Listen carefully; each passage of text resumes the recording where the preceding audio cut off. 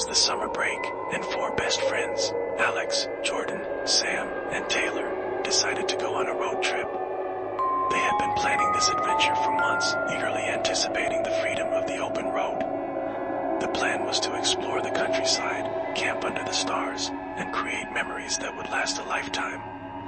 Their journey began on a bright, sunny morning. The car was packed with snacks, tents, and all the essentials for a perfect camping trip. Spirits were high as they drove out of the city, singing along to their favorite songs and laughing about their latest school antics. The friends couldn't wait to escape the hustle and bustle of city life. As the hours passed, the landscape transformed from concrete jungles to lush green fields and dense forests. They marveled at the beauty of nature, feeling a sense of adventure with each passing mile. Little did they know, something ominous awaited them in the depths of the forest. Around noon, they stopped at a quaint little town to refuel and grab lunch. While eating at a local diner, an elderly man approached them. His weathered face and piercing eyes made the friends uneasy. "You kids be careful if you're heading into those woods," he warned. "Strange things happen there. People go missing." The friends exchanged nervous glances, but shrugged off the old man's warning as nothing more than local superstition. They thanked him and continued their journey, the incident quickly fading from their minds. By late afternoon, they reached the edge of the forest. The trees towered over them, their dense canopies casting eerie shadows on the ground. Despite a slight feeling of unease, the friends were determined to enjoy their adventure. They drove deeper into the woods, excited to find the perfect camping spot. As they set up camp, the sun began to set, casting an orange glow over the treetops. The forest seemed to come alive with the sounds of chirping birds and rustling leaves. They gathered around the campfire, roasting marshmallows and sharing ghost stories. The night was filled with laughter and camaraderie. But as the fire burned low and the shadows grew longer, an unsettling silence fell over the campsite. The friends couldn't shake the feeling that they were being watched. Dismissing it as their imagination running wild, they decided to call it a night, unaware of the nightmare that awaited them. The next morning, the friends woke up to the sounds of birds chirping and the sun filtering through the trees. They felt a renewed sense of excitement and adventure. After a hearty breakfast, they packed up their campsite and prepared to explore the forest further. The strange feeling from the night before was almost forgotten. They drove deeper into the woods, marveling at the beauty around them. The trees were tall and ancient, their branches forming a thick canopy overhead. Sunlight struggled to penetrate the dense foliage, casting an eerie, dappled light on the forest floor. Despite the beauty, there was an unsettling stillness in the air, as if the forest was holding its breath. As they navigated the winding dirt roads, the cars suddenly started to sputter. Alex, who was driving, frowned and tapped the gas pedal, but the car continued to lose power until it finally came to a complete stop. "What's going on?" asked Taylor, looking worried. "I don't know," Alex replied, popping the hood and stepping out to investigate. The others followed, crowding around the front of the car. After a few minutes of checking the engine, Alex sighed in frustration.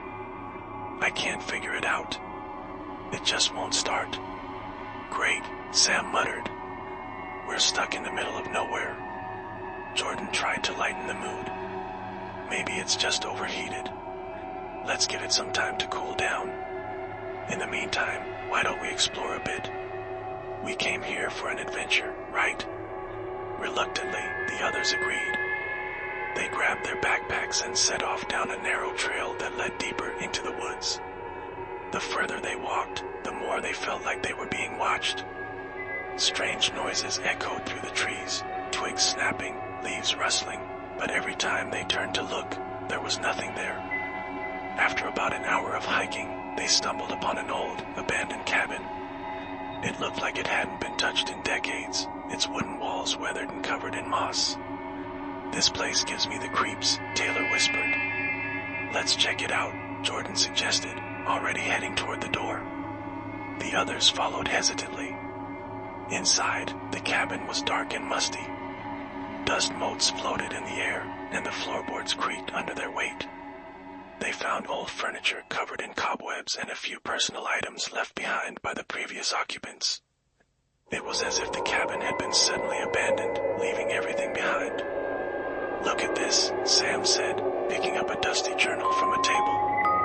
The pages were yellowed and brittle, filled with handwritten entries. As Sam read aloud, the friends listened intently, the words painting a picture of a family who had once lived there in the strange, terrifying events that drove them away. Just then, a loud crash came from outside.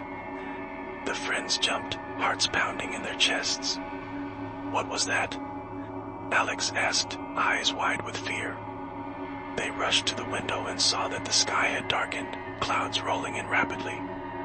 The wind picked up, howling through the trees. Something felt very wrong. "We need to get back to the car," Jordan said, a sense of urgency in their voice. They hurried back down the trail, but the forest seemed different now, more menacing. The feeling of being watched grew stronger with every step. As they reached the car, they realized the sun was already setting, casting long shadows across the ground.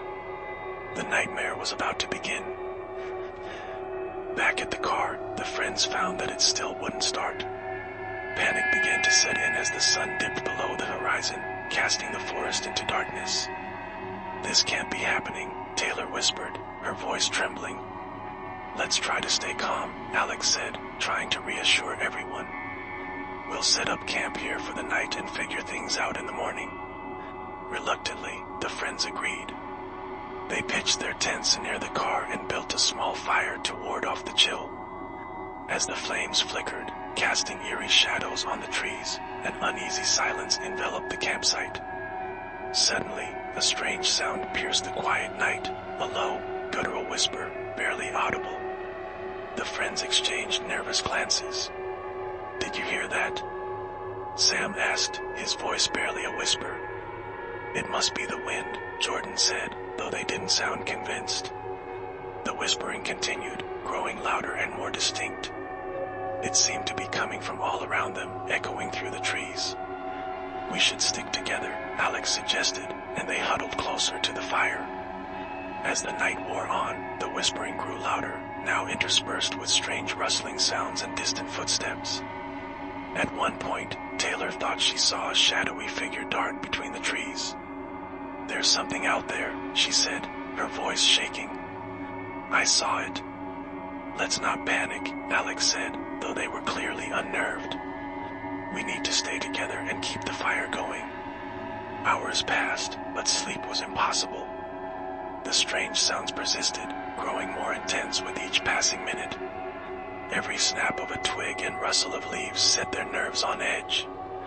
The friends took turns keeping watch, their eyes darting around the dark forest, searching for the source of the noises.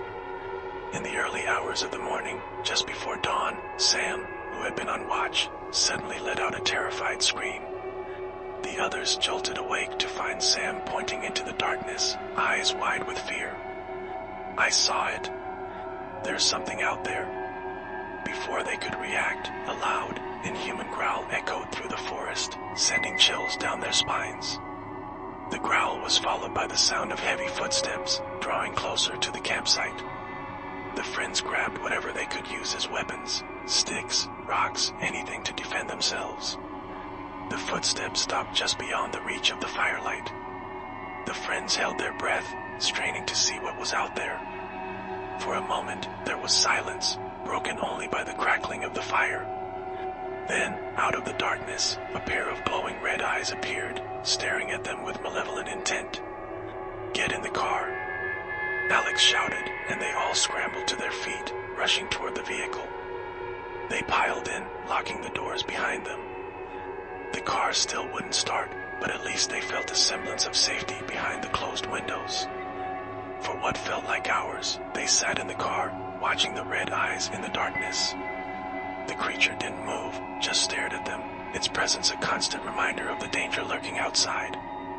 Eventually, as dawn began to break, the eyes disappeared, and the strange sounds faded away. Exhausted and terrified, the friends emerged from the car, grateful for the daylight. "We need to get out of here," Jordan said, voicing what they were all thinking. "But how?" The car won't start. We'll figure something out, Alex said, trying to sound confident. Let's just stay together and keep moving. As they packed up their campsite, the friends couldn't shake the feeling that they were being watched. Every snap of a twig and rustle of leaves set their nerves on edge. They knew they had to leave the forest before nightfall, but with each passing moment, the sense of dread grew stronger. Determined to find a way out, the friends decided to follow the trail they had taken the previous day. They hoped it would lead them back to the main road or to someone who could help. The forest seemed even more menacing in the daylight, the shadows deeper and the silence more oppressive. As they walked, they stumbled upon an old, overgrown path they hadn't noticed before. It looked like it hadn't been used in years, the trees and bushes encroaching on the narrow trail. Maybe this leads somewhere, Sam suggested. With no better options, they decided to follow the path. The further they went, the more the sense of being watched grew. Strange carvings appeared on the trees, symbols none of them recognized. The air grew colder, and an eerie fog began to roll in, obscuring their surroundings. After what felt like hours, they came upon a clearing. In the center stood an old, decrepit cabin, even more run-down than the one they had seen before. "Do we really want to go in there?" Taylor asked, her voice trembling. "We need to find help or at least shelter," Alex replied. "We can't keep wandering aimlessly." Reluctantly, they approached the cabin. The door creaked open, revealing a dark interior. The air inside was musty, and the floor was covered in a thick layer of dust. It was clear no one had been there for a long time. As they explored, they found more strange symbols carved into the walls and furniture. In one corner of the cabin, Jordan discovered an old, leather-bound book. The pages were filled with handwritten notes and drawings, detailing rituals and stories of the forest's dark past. "This is creepy," Jordan said, flipping through the pages. "It talks about a curse and a dark entity that haunts these woods." Just then, a loud thud came from the roof. The friends froze, their hearts pounding. The thud was followed by the sound of something heavy sliding across the roof, then silence. "We need to get out of here," Sam said, his voice shaking. They hurried outside, only to find themselves surrounded by a thick, unnatural fog. Visibility was almost zero, and the air was freezing. The friends huddled together, trying to decide what to do next. Without warning, a shadowy figure emerged from the fog, its red eyes glowing menacingly. It moved silently, gliding over the ground, its form shifting and changing. The friends backed away, their fear palpable. "Run!" Alex shouted, and they took off down the path, the shadowy figure in pursuit. The forest seemed to close in around them, the trees forming a labyrinth that made it impossible to navigate. No matter which way they turned, the figure was always behind them, its eyes burning with a malevolent light. In their panic, they stumbled upon another clearing, this one dominated by a large, ancient tree. Its gnarled branches reached out like skeletal arms, and strange symbols were carved into its bark. The friends skidded to a halt, their eyes wide with fear. The shadowy figure stopped at the edge of the clearing, as if unable to approach the tree. For a moment, they felt a glimmer of hope. "Maybe this tree can protect us," Taylor whispered. But their relief was short-lived. The ground beneath the tree began to tremble, and dark, twisted roots emerged, writhing like serpents. The friends realized they were trapped between the malevolent entity and the ancient, cursed tree. "We need to get out of here," Jordan said urgently. But how? As they frantically looked for an escape route, the tree's roots continued to grow, reaching out to ensnare them. The shadowy figure watched from the edge of the clearing, its eyes gleaming with sadistic pleasure. In a desperate bid for survival, Alex grabbed a fallen branch and began hacking at the roots. "Help me," he shouted, and the others joined in, fighting against the dark forces that seemed determined to claim them. Just when it seemed all hope was lost, the roots recoiled, retreating back into the ground. The shadowy figure let out an ear-piercing screech and vanished into the fog. The friends stood there, gasping for breath, their relief mixed with lingering fear. "We need to keep moving," Sam said, his voice barely above a whisper. "We're not safe yet." The friends hurried away from the clearing, hearts racing, the terror of their encounter fresh in their minds. They knew they had to get out of the forest before nightfall, but the labyrinth of trees and thickening fog made it difficult to navigate. Every sound, every shadow seemed alive with malevolent intent. As they stumbled through the undergrowth, they came across an old, dilapidated shed. The door hung ajar, creaking in the wind. "Maybe we can find something useful in there," Alex suggested, trying to stay positive. They cautiously approached the shed and peered inside. It was filled with old tools, rusted and covered in cobwebs. In one corner, they found a lantern and some matches. "At least we have light now," Jordan said, lighting the lantern. The dim glow cast eerie shadows on the walls, but it was better than nothing.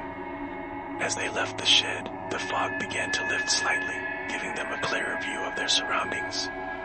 They continued along what seemed like a path, though it was hard to tell for sure.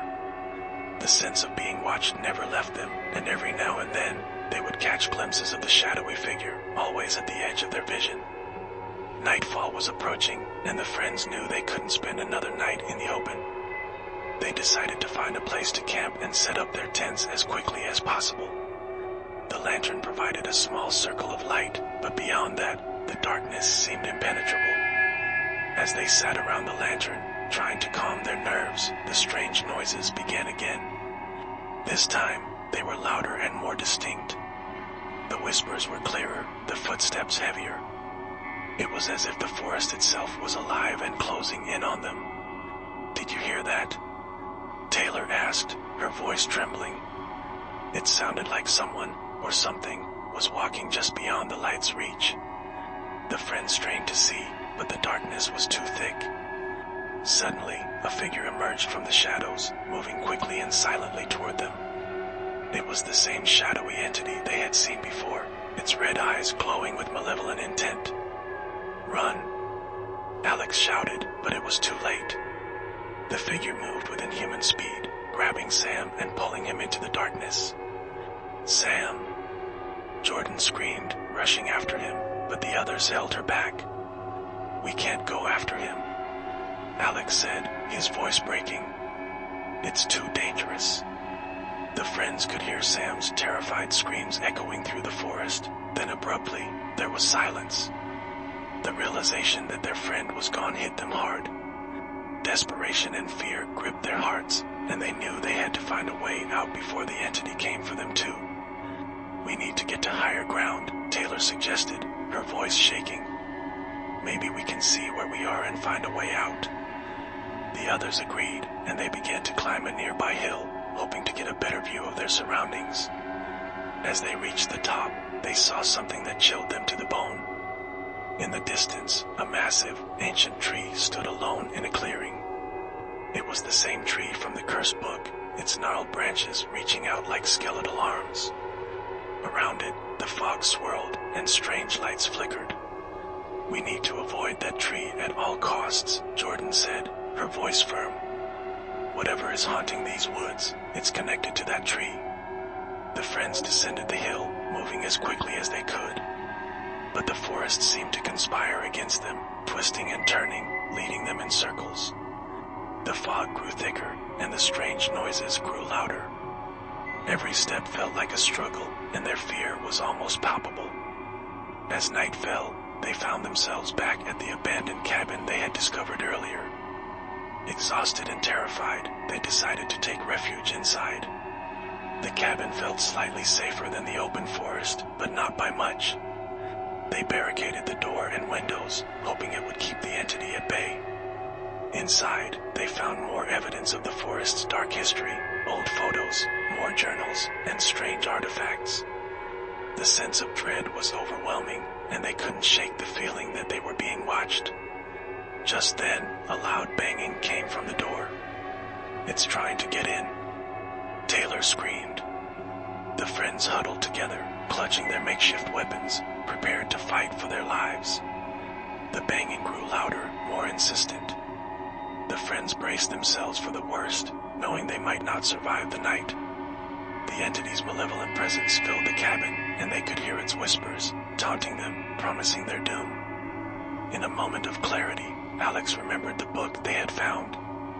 "Maybe there's something in the book that can help us," he said, frantically flipping through the pages.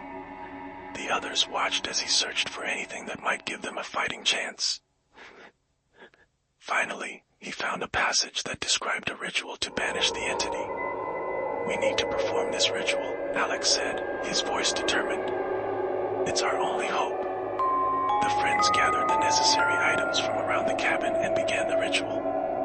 As they chanted the ancient words, the entity's presence grew stronger, and the cabin shook. It felt like the very walls were closing in on them. But they didn't stop. They continued the ritual, their voices growing louder, more confident. The air crackled with energy, and the entity let out a terrifying scream. The friends held their ground, determined to see it through. With one final, deafening roar, the entity vanished, and the cabin fell silent. The friends collapsed in exhaustion, tears streaming down their faces. They had survived the night, but the memory of the horror would stay with them forever.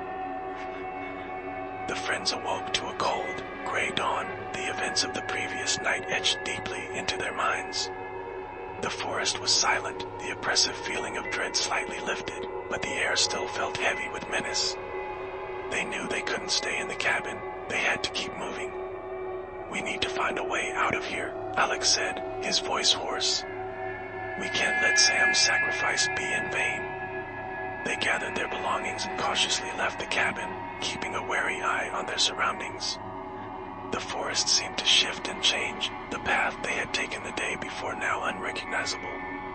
They had no choice but to trust their instincts and hope they were heading in the right direction. As they walked, Jordan noticed something glinting among the trees. She approached it and found an old, rusted sign half buried in the undergrowth. Wiping away the dirt, she read the faded letters, "Danger. Stay out." "This must be a warning about the forest," Taylor said, her voice shaking. "But why isn't it more visible?" "Maybe it was meant to keep people from getting too close," Alex suggested. "Or maybe whatever's here wanted it hidden." They continued walking, the forest growing darker and more twisted. Strange symbols carved into the trees seemed to follow them, and the whispers returned, more insistent than ever. The friends felt a malevolent presence stalking them, its eyes boring into their backs. Suddenly, they stumbled upon a clearing. In the center stood the ancient tree they had seen from the hill. Its gnarled branches stretched out like skeletal arms, and the ground around it was barren and lifeless. The air was thick with an unnatural chill, and the friends felt an overwhelming sense of dread. "We need to destroy that tree," Alex said, his voice firm. "I think it's the source of the curse." "But how?" Taylor asked. "It's massive, and we don't have any tools." "We have to try," Jordan said. "If we don't, we'll never be free of this place." They approached the tree cautiously, their hearts pounding. As they drew closer, the ground began to tremble, and the air filled with a low, ominous hum. The tree seemed to come alive, its branches swaying menacingly. Alex picked up a large rock and hurled it at the tree. It struck the trunk with a loud thud, but the tree remained unscathed. "We need to find something stronger," he said, frustration evident in his voice. Just then, Taylor noticed a small, hidden alcove at the base of the tree. Inside, she found a collection of strange, ancient tools. "Look at these," she said, holding up a rusty axe and a ceremonial dagger. "Maybe these can help." The friends grabbed the tools and began their assault on the tree. The axe bit into the wood with a satisfying crunch, and the dagger seemed to glow with an otherworldly light. As they hacked and slashed, the tree let out a terrifying wail, its branches thrashing wildly. The ground shook violently, and the air crackled with dark energy. The friends continued their relentless attack, their determination unwavering. Finally, with a deafening roar, the tree split down the middle, its dark energy dissipating into the air. The friends collapsed to the ground, exhausted but victorious. The oppressive feeling of dread lifted, and the forest seemed to sigh in relief. They had broken the curse, but their ordeal was far from over. As they rested, Alex noticed something glimmering in the remains of the tree. He approached and found an old, ornate box, its surface covered in intricate carvings. "What do you think this is?" he asked, showing it to the others. "Maybe it's connected to the curse," Jordan suggested. "We should open it." With a sense of trepidation, Alex opened the box. Inside, they found a series of old, yellowed letters and a small, intricately carved amulet. The letters detailed the history of the forest and the curse that had plagued it for centuries. They spoke of a dark entity bound to the land, feeding off the fear and suffering of those who entered. "The amulet," Taylor said, holding it up. "It must be the key to breaking the curse for good." As they studied the amulet, the ground began to tremble again. The dark entity they had banished from the cabin was returning, more furious than ever. The air grew cold, and the friends could feel its malevolent presence closing in on them. "We need to use the amulet," Alex said, his voice shaking. "Maybe it can protect us." They stood in a circle, holding the amulet between them, and began to chant the ancient words inscribed in the letters. The air crackled with energy, and the dark entity let out a furious scream. It appeared before them, a swirling mass of shadows and red eyes, its rage palpable. The friends continued their chant, their voices growing stronger as the amulet began to glow. The entity shrieked and writhed, its form distorting and twisting. With a final, ear-piercing scream, it was sucked into the amulet, disappearing in a flash of light. The forest fell silent, the oppressive atmosphere lifting completely. The friends stood there, breathless and shaken, but alive. They had defeated the dark entity and broken the curse that had haunted the forest for centuries. "Let's get out of here," Alex said, his voice hoarse. "We've done what we came to do." They made their way back through the forest, the path now clear and unthreatening. As they reached the edge of the woods, they saw their car, miraculously repaired and ready to go. They climbed in, eager to leave the horrors of the forest behind. As they drove away, they couldn't help but reflect on their ordeal. They had faced unimaginable terror and come out stronger for it. The memory of their friend Sam weighed heavily on them, but they knew he had played a crucial role in their victory. The friends vowed never to speak of the events to anyone, the memory of the nightmare in the woods something they would carry with them forever. But as they drove away, a lingering feeling of unease remained. The dark forces of the forest had been vanquished, but the scars they left behind would never truly fade. As the friends drove away from the forest, they felt a mixture of relief and sorrow. The horrors they had faced were behind them, but the memory of Sam's loss was still fresh. The road ahead seemed endless, but they were determined to return to safety and never look back. After what felt like hours of driving, they finally reached the outskirts of a small town. The sight of civilization brought tears to their eyes. They pulled into a gas station, and Alex turned off the engine. For a moment, they sat in silence, the weight of their ordeal settling over them. "We made it," Jordan said, her voice barely above a whisper.